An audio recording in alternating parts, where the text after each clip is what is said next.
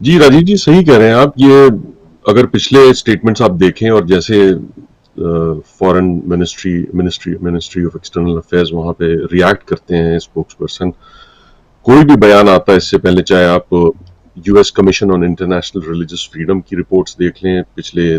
कई सालों से उन्होंने ये साफ तौर पे कहा, बड़े डिटेल में वो मेंशन करते हैं कि भाई ये हो रहा है। और इसके पीछे ये एक ज़हन बना होता है कि भाई इंडिया एक वाइब्रेंट डेमोक्रेसी है, लेकिन ये जो करंट हुकूमत वहाँ पर मौजूदा है, जो भी वक्त हो, पिछले कई सालों में उन्होंने हर साल ये कहा है कि भाई ये पॉलिसीज़ जो हैं, ये इस तरह से डेमोक्रेटिक इंस्टीट्यूशंस को कमज़ोर कर रही हैं, इस तरह से ह्यूमन राइट्स वायलेशंस हो रही हैं, और जो प्रेस की आज़ादी है उस पर वो लगाया जा रहा है, प्रहार हो रहा है। तो ये सारी चीज़ें कहते रहे हैं, और उस पे ये भी कहा कि भाई अब कंट्री ऑफ पर्टिकुलर कंसर्न, ये बहुत बड़ी बात होती है। उन्होंने रेकमेंड किया था कि भाई एक कंट्री ऑफ पर्टिकुलर कंसर्न जो है उस पे डेजिग्नेशन कर दें इंडिया का। तो ये इंडिया की बात नहीं होती है, ये होता है कि भाई पॉलिसीज़ इस वक़्त जो मौजूदा हुकूमत है, पिछले कई वर्षों से जब रिपोर्ट आई है, स्टेट डिपार्टमेंट हो या रिलीजियस फ्रीडम के कमीशन हो,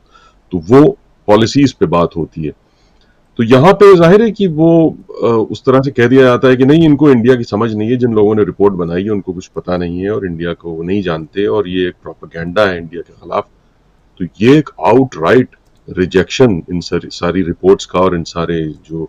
स्टेट डिपार्टमेंट की हो या कमीशन की हो, तो दोनों, कमीशन सेमी ऑटोनमस है, उसको ये नहीं कि कमिश्नर्स अपॉइंट होते हैं उसमें गवर्नमेंट की तरफ से, लेकिन वो इंडिपेंडेंटली सारे उनके रिपोर्ट्स वो इकट्ठा करते हैं इन सारी चीज़ों के लिए। तो ये कह देना कि भाई ये बिल्कुल इस तरह का प्रोपेगेंडा है, और फिर जब बात आए कि भाई एक सवाल के जवाब में उन्होंने कहा कि वाइब्रेंट डेमोक्रेसी, जो कि फैक्ट, और वो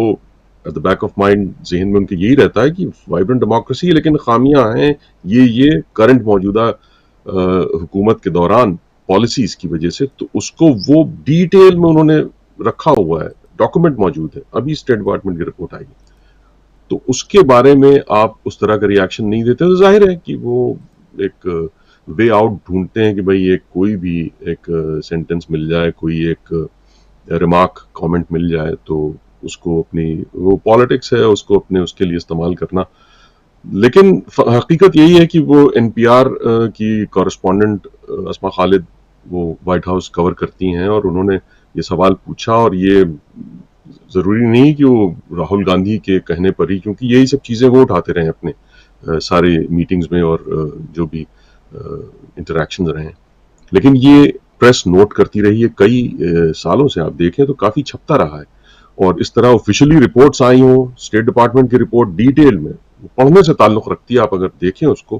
कि कैसा उन्होंने एक एक चीज़ मेंशन की है, और उससे पहले कमीशन की जो इंटरनेशनल रिलीजियस फ्रीडम की, वो भी यही चीज़ें कहती रही। तो ये सब में एक सवाल पूछना बिल्कुल सही था, और वो बनता था, और उसको इस तरह कह देना कि भाई ये लोग को पता नहीं है और इन लोग को तो बस एक एंटी इंडिया कुछ चाहिए, तो ये बात नहीं है। यहाँ पे प्रेस